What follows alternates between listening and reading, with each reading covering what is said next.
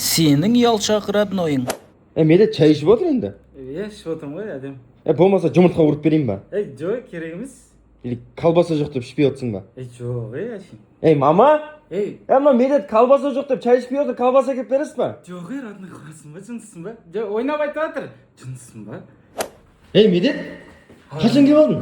Бір 2,5 сағат па болды, родной. 2,5 сағат? Мен мамаға айтып қойып бердім ғой, үйге кіре бер, менің ашып тұр ғой есік. Ят қой просто, үйде кіретін ше. Өзің келген екен, бірге кіремін дедің да. Жүр енді, жет болмасын, жүр. Жүр. Родной, алдын отырсай.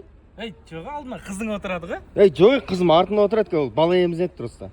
Бала емізетін болса, мен таксимен бара берем. Отыр деймей, жынды ма? Ыңғайсыз ғой. Жоқ, отыра бер, ана жауып қойғам.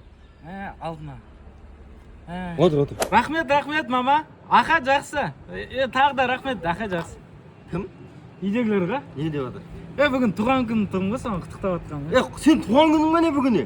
Айтпайсың ба, балдармен құттайтын жоқ қоттың деген. Ой, ыңғайсыз ғой, не деп айтасың? Туған күнің еді досым, жүрсе бір подаркмен бірдеңе алып берейін саған. Керек емес. Жүдейсіз.